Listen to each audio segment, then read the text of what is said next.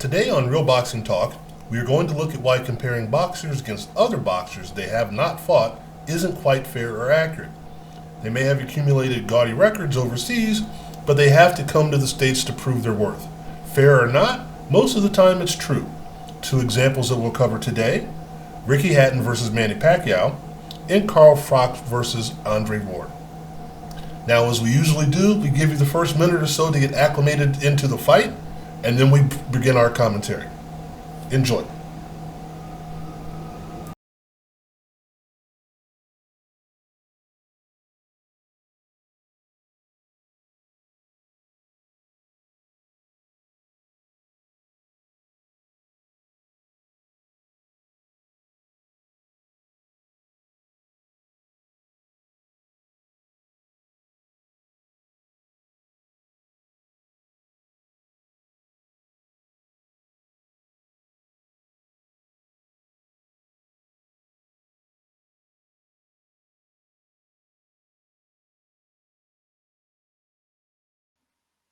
Only one Ricky Hatton, one Ricky Hatton. Wasn't that the song they sang? One Ricky Hatton or something? Oh, Ricky Hatton.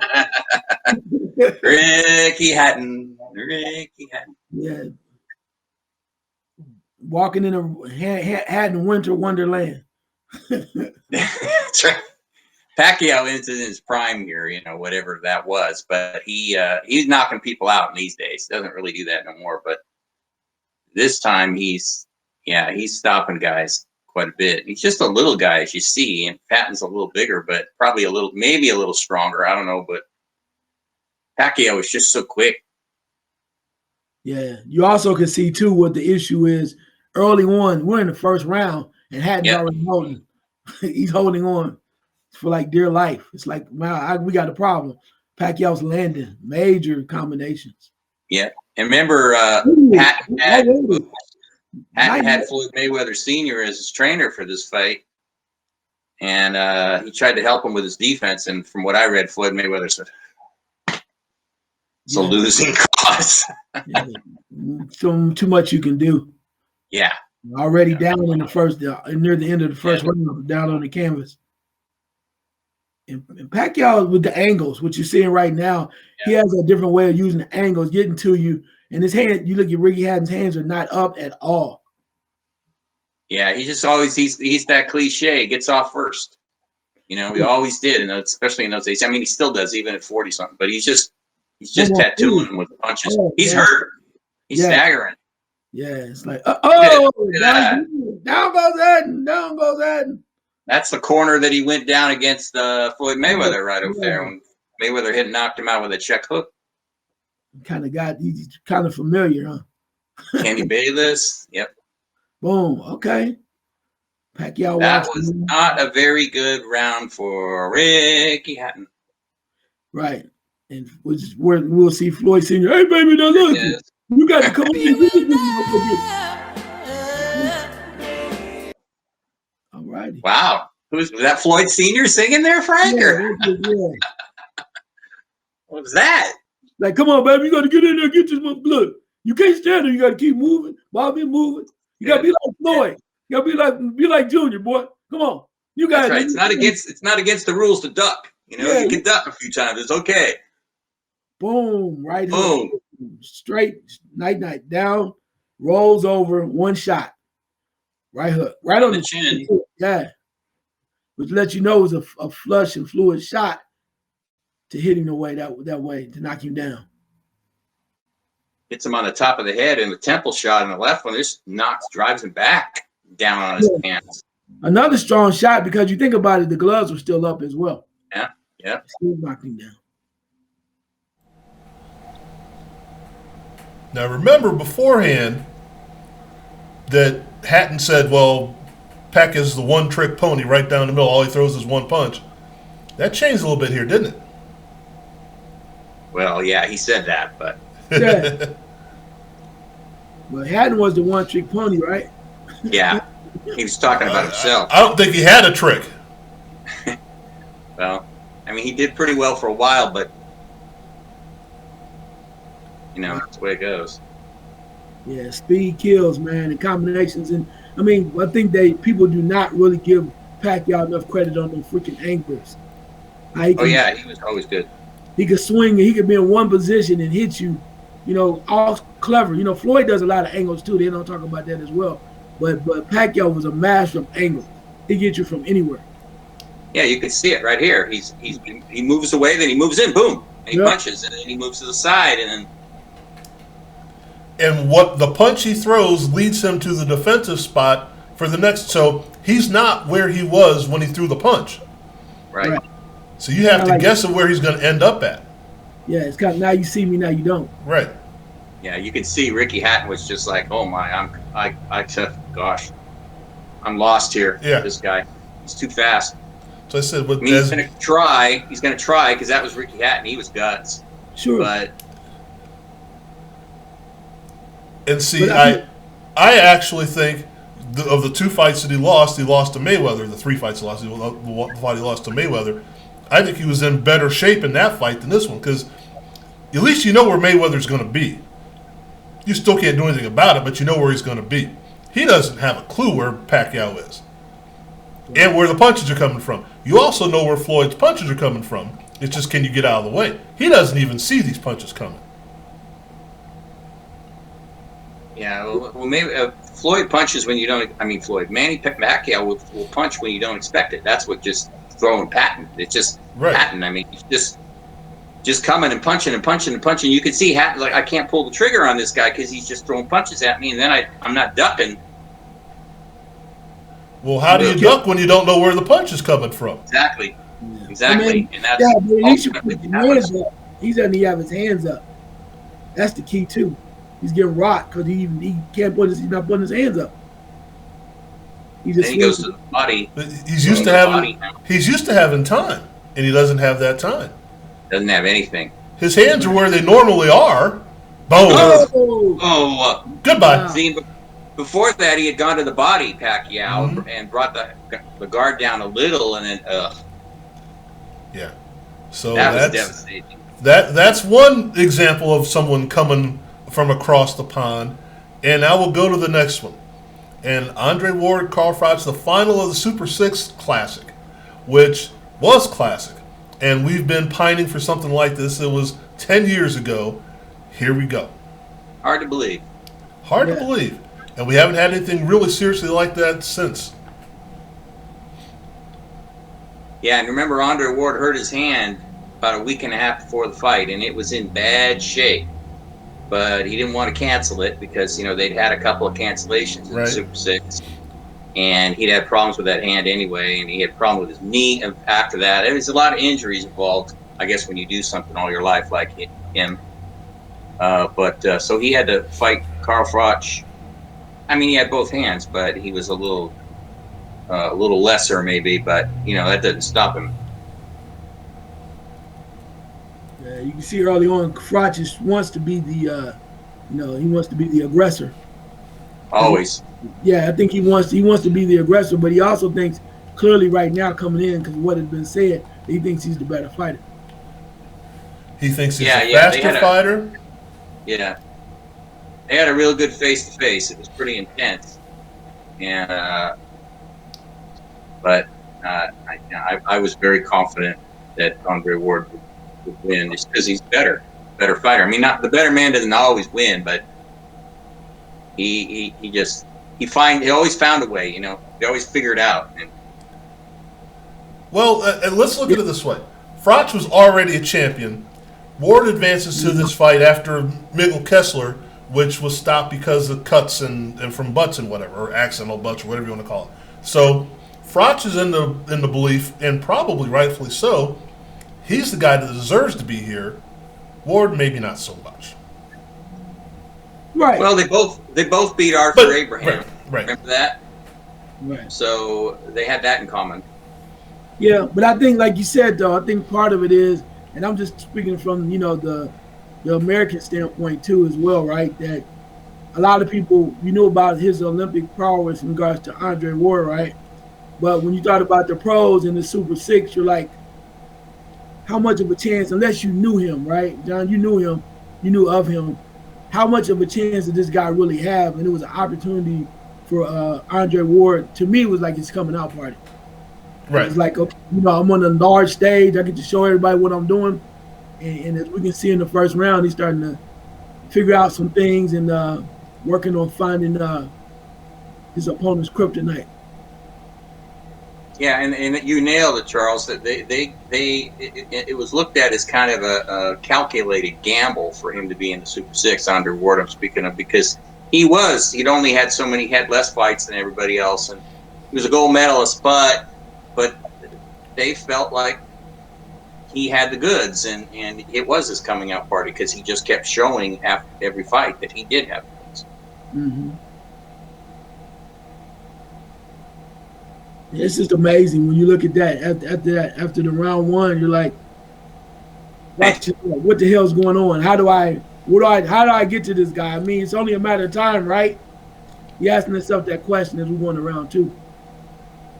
Well, I think Froch was in the mindset of, again, with the left held low, I'm the quicker guy, I'm the cuter guy. I'm going to get off, I'm going to land this jab, and then I'm going to line him up for something. And again, he's coming from the perspective of being a champ. Mm-hmm. And we've talked about this any number of times, and if you're tuning in for the 37th time, sorry about that, but we love the idea of this tournament. And I'm actually contemplating doing the whole series of them and looking back at it in a way, maybe showing the highlights of each one, because this is insane. This is like, we've decided to put everybody together. Now, let's look at this for a second. Outside of the fight, you got Lou DiBella, Dan Goosen, Matchroom Sports, Gary Shaw, and a couple others to get together to promote one event and not care, well, maybe that's not the right word, but not care who comes out on top. And as we've been espousing for the last few months, or last year actually, why can't we do this more often? Why do we have to be so concerned with the metrics of it and how it looks to everybody? Why can't we just go out and do it? Because this was fantastic. And as you said, John, hard to believe it was 10 years ago. Yeah. It's time again. Yeah, they had another one, but it didn't get the ink. Right. That this one did, and it was put together by Charles's good friend Richard Schaefer. And it was exciting. I mean, to me, that's why you said 37. Let's make it 38. There's nothing better than these tournaments because they're do or die. They're like sudden death. You win, you continue. You lose, you're out. I mean, It's the best thing, and the best fighters. Hopefully, now it didn't happen. Remember, Jermaine Taylor was going to be in this, and then he got hurt. And then Alan Green had to replace him. He was going to fight Andre Ward. And then Andre Durrell was going to fight Andre Ward, which really would have been fun because they were friends and everything. And Andre Durrell is talented. A lot of talent. I was really intrigued by that one. But still, what they did is who they brought in and everything, it all worked. Well, there was nothing like it. I used to look forward to the fights. They were every few months. It was something. There was a build-up, and remember seeing Glenn Coffee Johnson come down to 168 and went, holy crap, he looks like he's been. That's right. Oh my goodness, and he still acquitted himself well, but my goodness, if he wasn't a power puncher before, he had nothing behind what he was throwing then, but he still went out there and as Charles said, he's got that DOWG in him. Did I say O? DAWG. Maybe Charles doesn't say that. Okay. Charles doesn't say that. Charles doesn't say that. Dog. That's my Southern Ohio coming out of me. Sorry about that. Yeah, double jab. Yeah. Boom. Wow. Boom. Yeah, that's what was really interesting as you're watching this, as he comes up and starts to starts to establish himself inside. Something I don't think he was really thinking about early on, and that started to become the kryptonite as we move forward, at least for the first two rounds. And Froch is seeing something. You can see that look in his eyes, like, this isn't going to be what I thought it was going to be, is it? Uh-oh. Well, yeah, you see what made Andre Ward so good was you could see he's got a very pure style. He doesn't make very many mistakes. But he was also, that word you just used, he's a dog in there. I mean, you didn't push him. I saw it in sparring. He was mean in there, and he'd admit it. I mean, if you tried to push him around or do something that he thought was wrong, he just hit you right back, not even thinking about it. That was just him. That's his nature. So Froch thinks he's a tough guy, thinks he's a bully. He's going to do like he did to Jermaine Taylor earlier, and Andre Ward's like, you're not going to do that to me, and you could just see it. He pushes Froch back, which rarely happened with Carl Froch. Right. Yeah. See, there he goes. He's backing up. See, yep. Didn't happen very much with Carl, because Carl, limited in talent, but a huge heart and a big right hand. Yeah. And one of the things I've always, that I liked about Froch was, even though he's not technically sound, he still got the job done. Yeah, he did. What we're seeing here is a more technically sound fighter saying, you're not going to get away with that BS against me. You're going to keep your hand down that low? You better be able to follow it up with something. Boom. Nope, I guess not.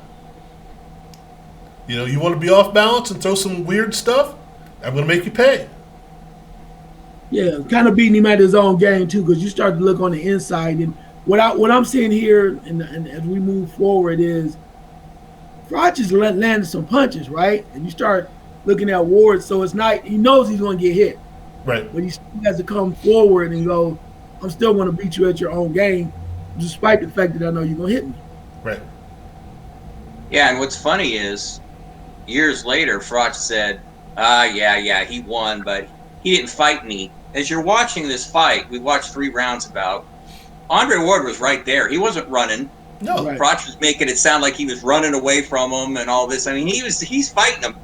Yeah, no. And Andre Ward said, would you just let it go, man? That's what he said on Twitter. Just let it go. Because, come on. Yeah, it started to become close quarters. So, I mean, because he's right there. And like I said, he's taking that punishment, but he's still banging. And when you know a guy, like right now, you know a guy's hitting you, and you're still coming, you're still landing that beautiful left hook, and you're using that as the kryptonite to solve his issues, going down to the body and then back up with that left hook. And you see Froch when he's bending down, trying to give it all he has. Doesn't matter right now. Ward's in control. And it's just like I'm going to hit you and you're not going to hit me. I mean, it's the oldest trick in the book. There's Virgil Hunter. Yeah. It's like, that all you got? Pretty much. Yeah. This was a great fight for Andre Ward. It just was. I think it was a great fight for all of us. To be able to see again, 39th time, to be able to see this tournament and see how things played out. And as the theme of this is, okay, you have to come to the States, to Atlantic City, beat somebody. You have to come here and beat somebody. Not that it's a home turf kind of thing, but now we're comparing apples to apples. You can talk about fighting this guy over here and fighting this guy over here and fighting that guy over here. You got to come here and prove it. Combinations, man. That left hook is like, you don't know how to stop this, do you? and you see his jab is right on point. He really set up things with his jab, and then he liked it on the inside. So, right. The rumor is that before the Alan Green fight, Alan Green's like, he doesn't like it on the inside. I'm going to beat him up on the inside, and Andre Ward walked him down and beat him up on the inside. So he just had that innocent looking face, but that didn't mean anything. You don't judge a book by its face in this case. I mean, he was very competitive. Well,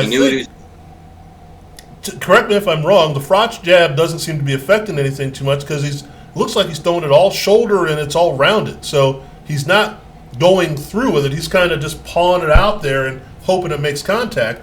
And Ward's like, oh, that's all you got? Please. I'm going to come right over the top of that. Yeah, he's getting beat at his own game, John. In that regard. You know what I mean? He's getting beat at his own game. Ward literally beating him to the punch and beating him at the inside game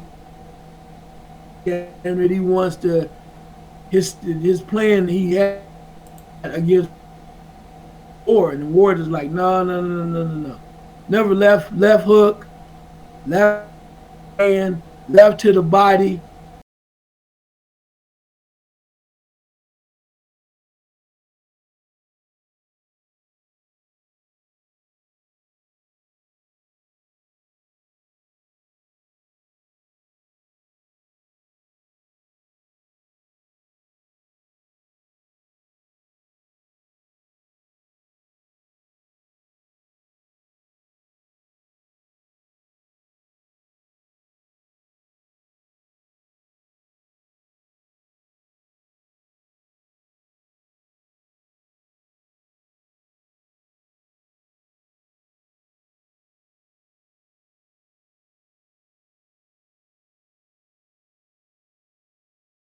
business, being solid, not getting rattled, knowing he's in the championship fight, but it's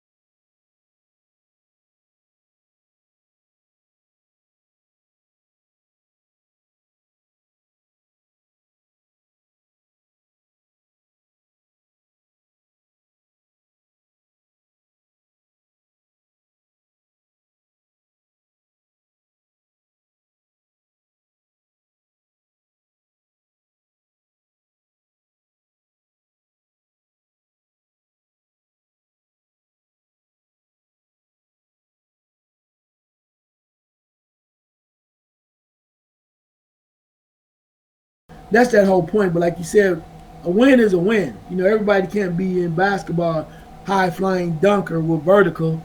Some people had to be a John Stockton of the world, right? You got to play with the hand you're dealt. And when a guy accomplishes some things like Froch did, then you got to say, hey, you got to tip your cap to him.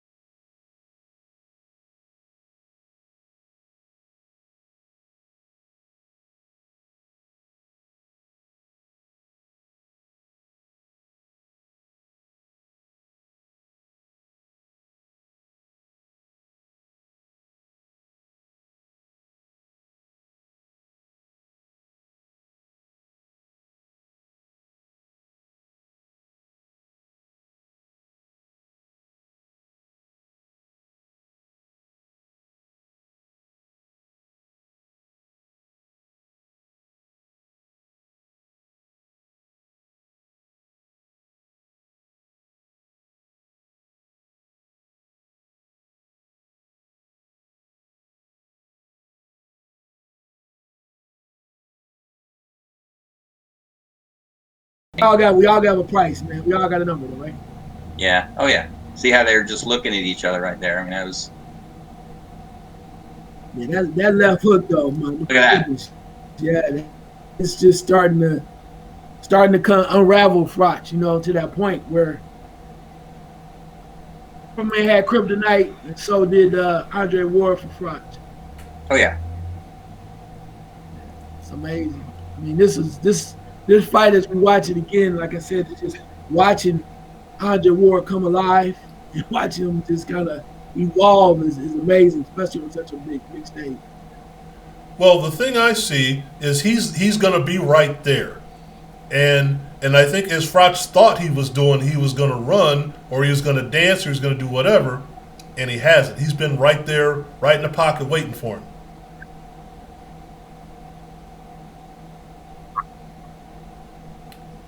Yeah, Froch is still waiting for him to run. Like I said, he mentioned it that all he did was run from me. Why didn't he stand in front of me and fight? I mean, come on, man. It's exactly what he did. It's like, okay, you want to remember what you want to remember, but you're not remembering it well. That's all. And the other part too, though, is I mean, as you watch, I mean, one of the things I'm trying to pay attention to was after each round, there's some red marks on Andre Ward's face, right? Right. So it's not like he coming out of this unscathed, which means he's standing exactly where you say he's not, right? He's getting hit. Not as much but he's getting hit. Yeah. Yeah. And I think I'm taking my hat off even more to him as I watch it again, because it's like you're taking punishment, you're getting hit, but yeah, you're still in there in the phone booth almost, giving this guy the better of the business.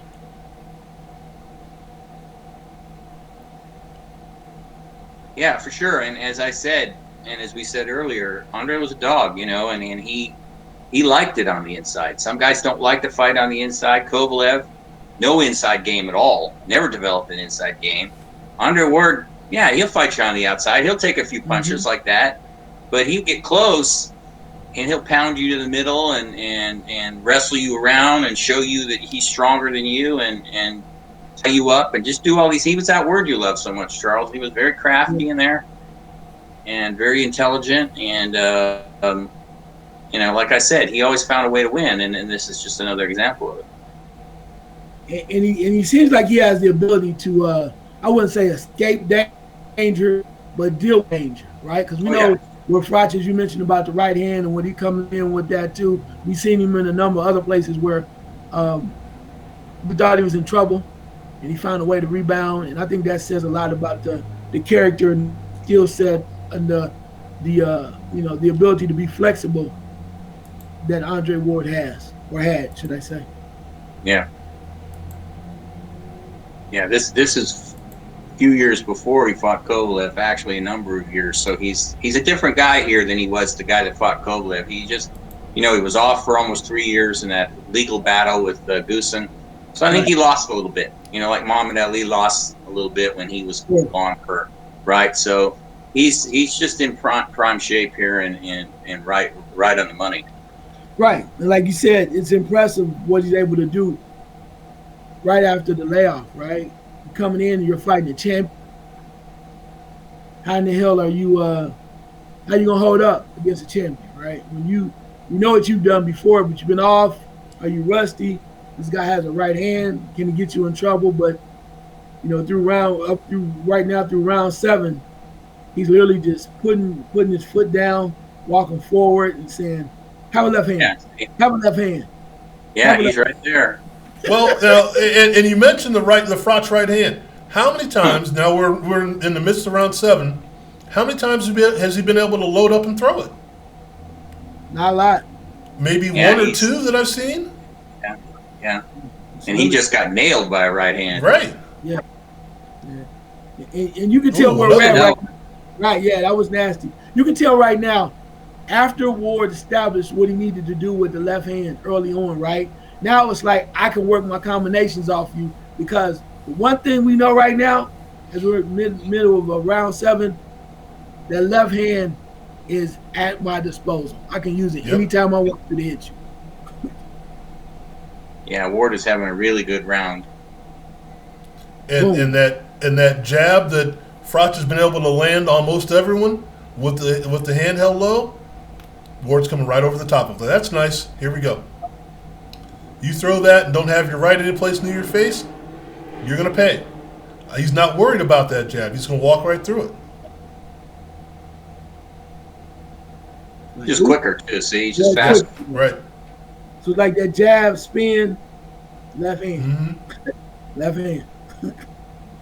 And that's just athletic ability, not to be piling on Carl Froch, because as we said, he did very well for a guy that was limited in some areas. But Ward's just a better athlete. And, you guys know, you face a guy who's a better athlete than you, that's a tough mountain to climb. It is. And like you said, it comes back to that dog as well, DAWG, from the standpoint of outperforming this guy.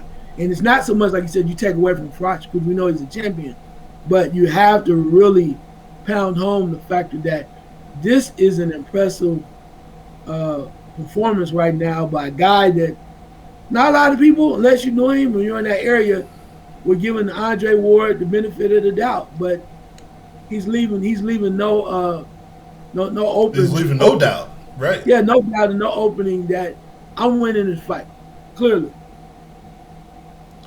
Well, John, since you know from the area, now that we know what he became, was there any projection of him becoming a Hall of Fame fighter at this stage, before this fight, even before the Super 6 started?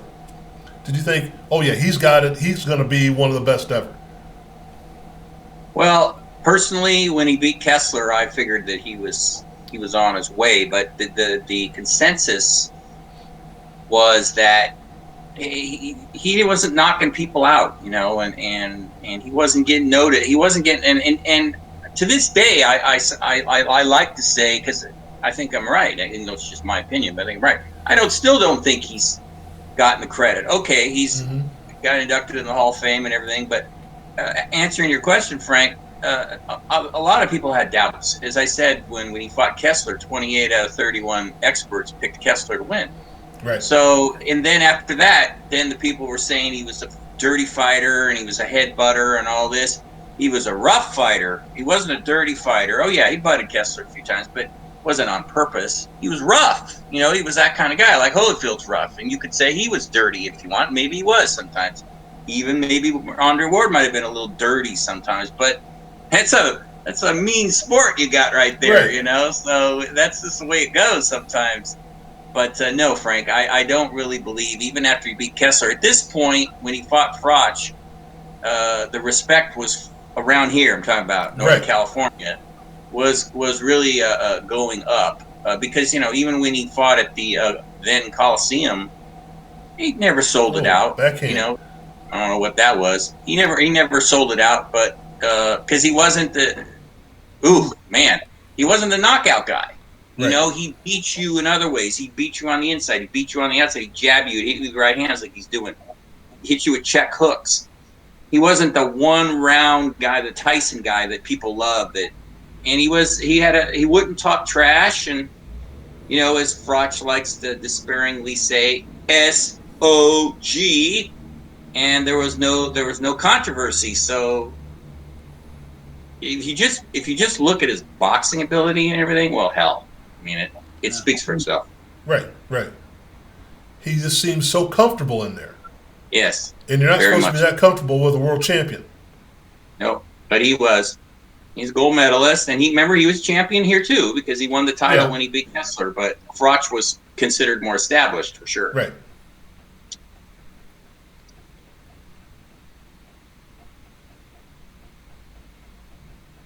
Putting the yeoman's work, buddy. Yep. Yeoman's work. Froch is like that. Really not have a lot of answers. Ward just staying busy, moving around. Still right now, not running, moving around a little bit more mobile, but he's still right there in the mix, holding on and like, let's fight. Yeah, and you saw how he pushed him off. You saw how Ward pushed him off with both, like, you know, like that. Yeah. That's physical stuff. And Froch is like, nobody does that to me. Right. See, I don't understand and I understand from an ego perspective thinking he ran from you, but you're getting hit a lot. He didn't run from you getting hit a lot. Yeah, he saw the late hit because he's so frustrated. Whoa. I could actually hit him now. Yeah, he looked at him like, really? Is that what you got to do? And as you mentioned about the speed of Ward at this point, we won around 9.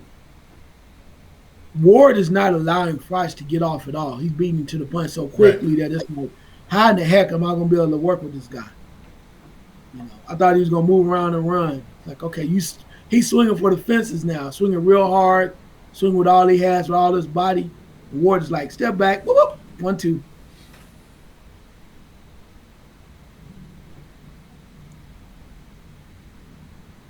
Yeah, Froch was trying to keep his left shoulder. He's trying to keep it high so he can hit with those, doing the Floyd Mayweather move, trying so he can hit those right hands. But see, when he does that, the jab, it takes something off his jab. Because now he's throwing it like this instead of coming straight through. Mayweather would come through with his jab when he decided to throw it. Because he'd come up and through the target. He's coming around the target. Right, but as you mentioned, when he does that with that shoulder, it still opens the door, keeps that door open for that left hand, which really is the problem with the whole freaking fight. Yeah, that's right. Ward figured that out pretty fast, that the left hand, jab or hook off, check hook was really his key, and he utilized it. Yes, he did. you never know that his hand was killing him. They showed. I remember they had a picture. It was all swelled up, 2 times bigger than it was. But in the heat of the moment, adrenaline and all that, you don't think about it. Mm-hmm. Well, if you can ignore the pain of getting hit in the face, you can ignore the pain of having a broken hand. Yeah. I mean, and you look at the rabbit punches. Look at the rabbit punches. The whole night, he's just holding it in him. Like, all right, I'm still coming though. I'm not going anywhere, sir. Yeah, and you can even tell again. Now he's still frustrated by this fight. Carl Froch speaking up. And again, that's why Ward told him, "Would you just stop, man?" Jeez. Well, as I was looking at other things to cover, and we still might do it at another time. I was looking at Miguel Cotto against Ricardo Mayorga, and that was a heck of a fight because that was Cotto in his prime. But we're talking about the busted hand. You can see the punch that Mayorga throws towards the end of the fight, where his left hand just goes, and he kept coming. Mm-hmm. He'd already lost the fight pretty much, because Cotto just dominated him. But he kind of grimaced, went, "Oh, okay." It's like, well, he's not throwing a left again. Oh, he threw a left again. How in the? Of course, Mayorga probably went and had a cigarette in between rounds and didn't think about it. Wow. Oops. Well, it's like Gotti. Gotti broke his hand against Ward. He hit him Mickey Ward hit him in the hip with his right hand, broke it. And it was early in the fight. He had to fight the rest of the fight. And then he didn't use the right hand for a while. Then he started throwing it, and you could see him grimace. But yeah, you got to do it. You got to do it. Well, what are you going to break it more? Right. That's true, but it does still hurt. It does not feel good when you throw the right hand. No, it doesn't. Well, we'll use the basketball analogy. How many times have you twisted an ankle, got up and played because, well, it works, and then you get home and like, what was I thinking? And you can't walk for the next 3 days. The swelling hadn't kicked in yet. You're okay. Once it started to swell, it's like, once you took your shoe off, whoops, that was stupid. Right. Yeah. Guess I won't be going to class for the next week.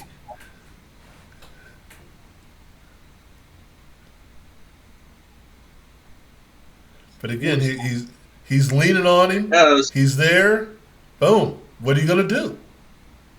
Yeah, and you see every time Froch is going to try to throw it right hand, he just moves away. He's just quicker. He just anticipates. And the comparison is in the first fight we watched, Hatton couldn't get out of the way because he didn't see it coming. He couldn't anticipate it. It was already there before that left got to him. It's like, whoop, what? He reacted as he was getting hit, which is a little bit too late to do.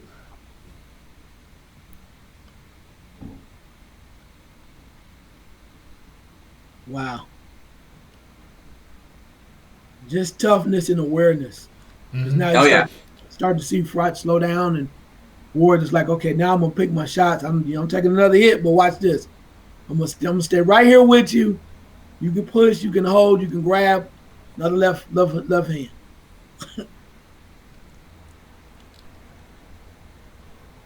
Now, one of the questions I'd love to ask somebody in this situation, as he's watching the fight with us, how far ahead did you think you were at this point? Because at this point, I don't, again, with the sound down, and this is the Sky Sports broadcast, I believe. I took the sound down. How far ahead does Ward think he is ahead? Or does he think he is? Or does he think he's going to get a decision? I mean, there's so many things that maybe they don't even think about that we're thinking about from the outside. Of course, again, we've had 10 years to look at it. But right now, this is a dominating performance. Yeah. So I'm thinking all I got to do is stay away from the big right, and I'm good. That's me saying this outside the ring. Is he like, I still got to keep pressing him? I still got to keep pressing him? What has been working has to keep working? Yeah. No, I think Virgil Hunter told Andre, you're winning the fight. You're well ahead. Just don't do anything stupid, something like that. But again, it's no guarantee. You see, he's talking quite a bit. Yeah. He just doesn't want him to get caught with anything silly. Right. Right. But I think he's also probably telling him we can't take anything for granted. It's not saying you got to knock That's him what I mean. out. But you got to keep going. You got to keep doing what we're doing. Here's Keep what's dominating. working. Keep going. So don't think you're ahead. I mean, I'll guarantee you because we know how this works. We are the underdog. Right. Yeah, he did. And I remember he told him to finish the 12th strongly. And see, there's that right hand again. Yeah, he's trying. See, and this is something, Charles, that you said perfectly.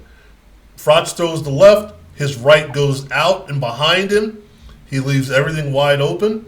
So, he doesn't have, I don't know if you would call it discipline or what, to keep his guard up. See, right hand goes out of the way, and Ward usually comes over the top of the left, right there, Or right down the middle too. or right down, yeah. And you can probably tell Froch is at the point where he's so frustrated because he's trying to figure something out. We're around 11. You're still trying to figure out how in the hell can I hit this guy? Right. Yeah, I haven't figured it out yet, but I hope I do. Yeah. Yeah. He could have fought him 100 rounds and he wouldn't have figured it out. It was just, it was just too much.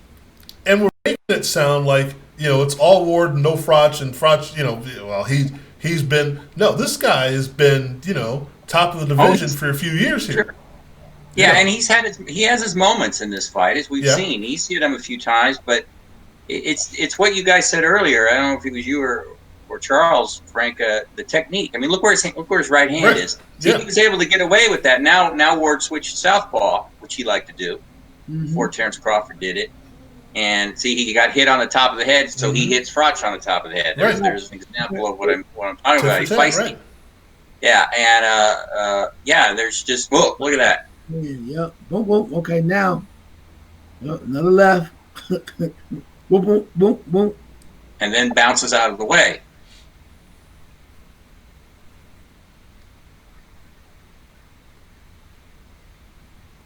Keep hitting me, but something else for you. Yeah, he hit Ward on the side a number of times, but it didn't make any difference. Yeah, I still don't get the running thing. He's being more cautious, but I wouldn't say he's just running, not even scared, just running. He's just being a little more cautious because I would think that, as you said, Virgil Hunter said he's probably got it in the bank if he just doesn't do anything stupid. But he's still exchanging. Oh yeah, it's just Froch's ego. That's all. Yeah, but which is understandable. But when you're moving and eluding, it's not like he's stepping back taking 4 steps back and then going the other direction. He's moving side to side, he's stepping around, banging him up. So that's not, like you said, that's not running. That's adjusting. Right.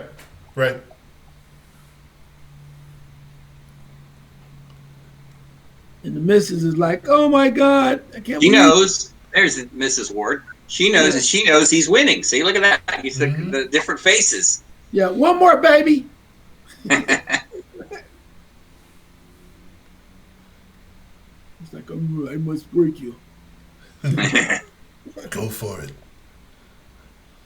My ring's outside.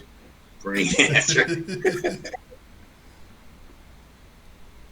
Yeah, Rocky's a street fighter, so watch it. He's a street fighter. Yeah, my ring's outside.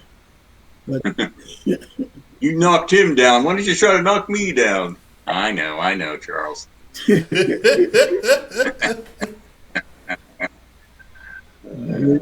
Andre Ward in round 12. Yep. Holding and Froch is hitting him upside the head. I think I wouldn't be a good boxer because I would hate to get hit in the head while you're holding me. I think that's like cheating.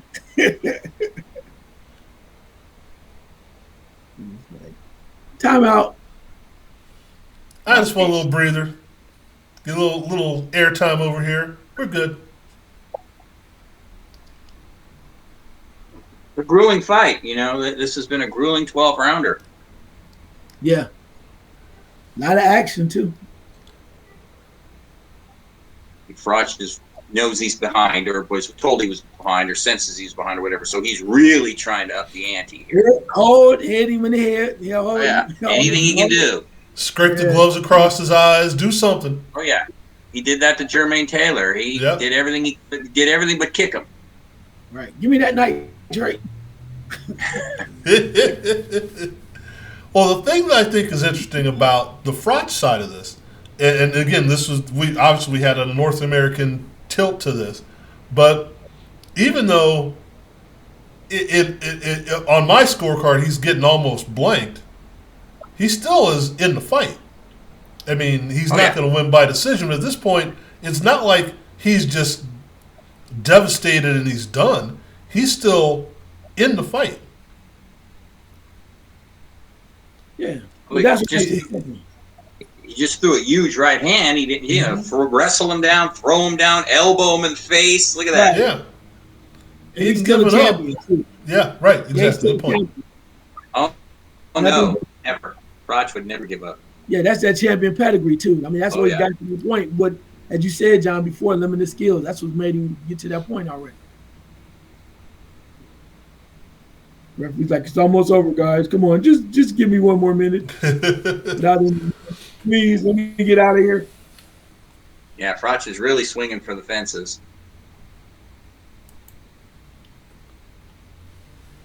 And can we just say when they was spun around there, Andre Ward could have hit him from the back. He's a nice guy. He still was.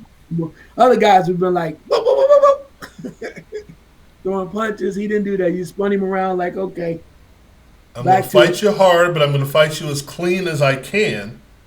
But like I said, you hit me in the back of the head, I hit you in the back of the head. Right. Froch is trying. Yeah. Oh, yeah. But it's like, I know how this turned out, hon. Not enough game. Nope.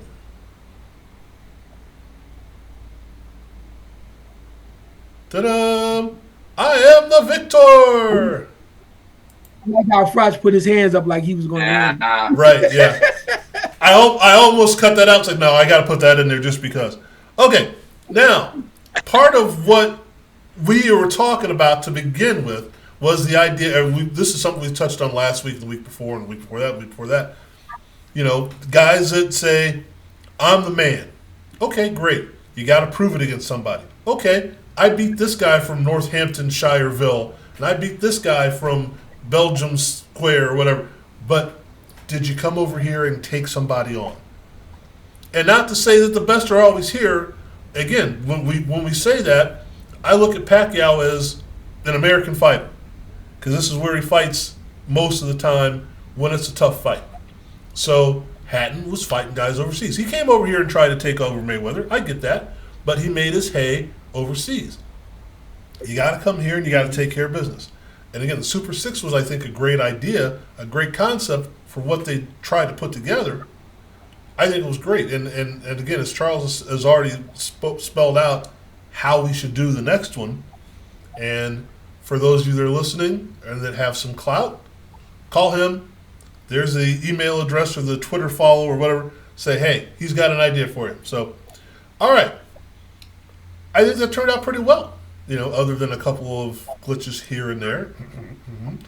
But I think it proved a point, I think, that, hey, you can be the great guy over there, but you kind of come over here. And I don't have a segue for this one, unfortunately. But let's go back and look at what happened as we're going to maybe split this out and make it 2 shows. I don't know. Let's look at what happened last weekend. The big fight. Canelo versus Yildirim. I got it. Yildirim, yeah. Yildirim, whatever. Okay, maybe I didn't get it. Okay. And now people, the guy from Turkey. Now people are calling Canelo out for fighting a, not my term, tomato can, bum, cab driver, whatever you want to call him, which is really not fair. But It just shows the difference in class of one guy that's the talk of the walk right now, walk of the talk, top of the heap, whatever. Geez, I'm going to go into a Frank Sinatra song here pretty soon. But the idea being, Canelo's that good. And maybe he should fight other people who are that good. So, John, what did you think of that fight? Or contest, or whatever you want to call it. Just so we know, Canelo since he's Canelo, probably could have walked away from that fight, but then he would have been in the legal issue. He'd signed a contract, just so everyone knows, that to get Callum Smith, Yildirim had to step aside since he was the mandatory. So he fought Callum Smith with the agreement that he would fight Yildirim as his second fight. So that it was a signed contract. If he had won the title, would have been pretty silly to win it and then have to vacate it because he didn't do what he said he would do on the contract. So didn't make anybody happy. I understand that, but it was just kind of the business of boxing a ways ago. I don't really blame him so much for that one. The next two guys he's going to fight are a combined 48-0, and Callum Smith was 27-0. So these guys are good. And as I told Frank Charles, I think Canelo watches our show because he mentioned Charlo during a little bit of a Q&A. So I think it's going to happen. I do. I sometimes, I've been critical of Canelo some of his time, especially after the steroids issue, and he got busted and he's crying like a little baby about it just because Golovkin was calling him out. But I really think that he's trying to be a fighting champion. And he is. Look he's going to fight 4 times here in the next 12 months. Who does that nowadays? Right. You got to give it to him. You got to give it to him for that. Billy Joe Saunders would be a toughie because he's such a good fighter. He's such a good boxer that it'll be tricky. I don't think he can beat Canelo, but Billy Joe Saunders' most impressive victory was over David Lemieux. David Lemieux said he was going to put him in a coffin. Right. And and instead, Billy Joe Saunders was barely even touched for 12 rounds. He's that good of a boxer. Who knows what'll show up on May 8th? But it's got an intriguing angle to it. And then Caleb Plant, young guy, very confident, 18-0. He's got some skills. Interesting. And then maybe that's Charlo next. So I got to give it to Canelo. Like I said, I got to be fair. He did what he was supposed. There's that term I hate, but I'm going to say it. He did what he was supposed to do last weekend. Won. It was easy. The whole intro was longer than the fight. Right. So I was like, oh, brother. But the last thing is, it's not like this is so unique. I'm old enough to remember when my favorite fighter, Muhammad Ali, fought guys that. Who's he fighting? John Paul Cooperman or something? Or Angel Javista? Guys that are like, who? Jean Lafitte, so right. Right, you can't fight all the top guys all the time, but the other side has an argument too. So it's done. We're moving on to better opponents, and we're going to keep beating the drum for him to fight Charlo and Andre. That's the ultimate goal here of this. Well, Charles, I'm going to ask you a question about the Anthony Durrell and Davis fight because I just forgot his name again. But before I do that, I've lost the script. If you look over my right shoulder here, we have a little presentation for our show today. Can you give us a little advertisement for Rayon Cognac XO, since I'm sure you have the script in front of you? Right here, Frank. Here it is. But no, Rayon Cognac is entering its second year of a business. It has been established about a year ago. It is a premium cognac. It's one of the cognacs that's produced and owned by African American company. Perhaps one of only 4 in the United States produces own premium cognac. They connected with one of the top-notch families as far as the House of Godet out of France.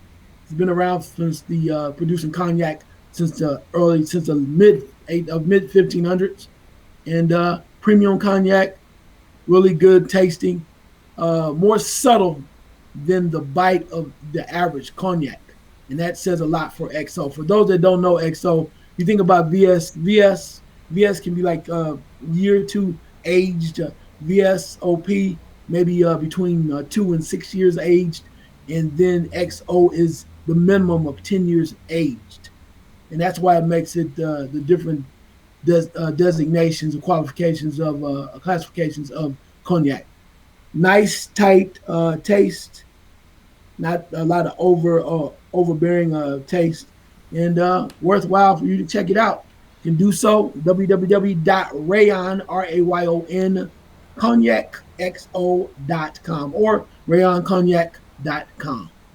And we appreciate them being a part of Real Boxing Talk. Okay, now back to live action, as they say. Anthony Dirrell comes out of mothballs, so to speak, and what did you think of that fight? Because I've got a couple of thoughts on it. That was an interesting fight. Yeah, well, I mean, you come out and he's a veteran, right? And you're facing a younger guy, and Dirrell's looking for another opportunity to kind of move on and another shot at a title, which somehow or another he's able to do so when he does win. So if he loses this fight, then we don't know if he's going to get another shot. Right. When it comes out to the younger guy comes out after him, and they kind of get close. Some people, it's kind of like another fight we saw about a week ago. Some people were saying that he won, and some people were saying that the opponent won. But nice close fight. Got to take your head off. Is it Davis? Got to take your head off. Yeah, Tyrone Davis, right. The opponent. Yeah, for moving forward and going against the older guy, but they end up coming to that draw, and it leaves you with a little question about Dirrell. But you add that question, and then you put him in against somebody else, and he'll shock you. Question is, how much gas does he have left in the tank?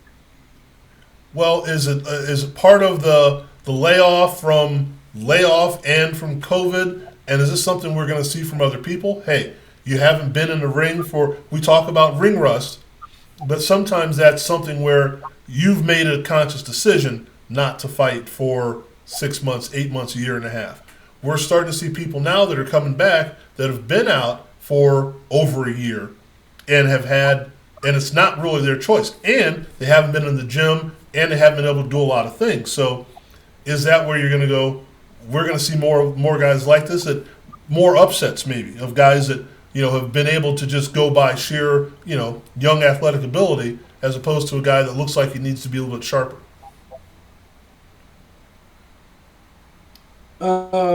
I think, part of it, I don't know if that the ring rust is going to be the reason why, because most of these guys, even if they're really serious about it, you look at a guy like, Shakur Stevenson, says he's always working out. He's always moving. Right. So you can use ring rust as an excuse, but as a boxer, what does it really take for you to stay in shape? If you made a little money, there has to be a speed bag. There has to be something. You may not be able to spar the way that you have in the past, but you have to be somewhat sharp.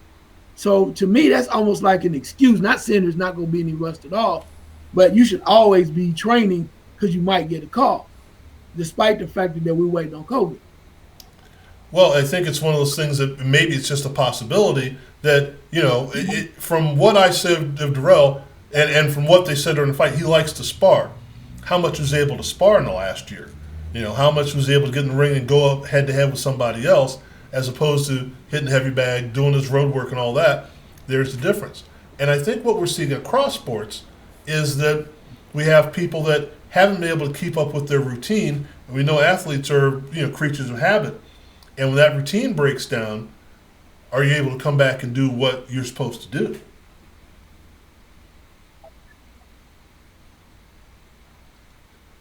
That is a good question. I mean, I get that, but you look at the example of like a Sean Porter, right? He's also a guy that has to deal with the COVID as well. But He told his dad, "Put the gloves on, Dad." They went around. Right. There has to be somebody. All I'm saying is there has to be someone, or there has to be some way where you can get in the ring or at least stay somewhat close to your routine if you want it that bad enough. I guarantee you, some of the guys in the upper echelon, the Crawfords of the world, Errol Spence Jr.'s in the world, they're not going to come in and go. I mean, Errol Spence Jr. was recovering from a car accident. He's not going to come out and go, "Well, man, if it not have happened, then I'll probably still be on top." No, those guys are going to give everything they can because it's their livelihood, and they don't want to come in with a subpar performance. Well, when we're looking at that and guys coming back and making a run at things, and we're looking at Canelo, who's established himself pretty much as the king of that weight class. You were mentioning something last week about fights that we need to see, and we missed a couple of guys. You mentioned Tony Harrison. How about J-Rock and Jason Rosario?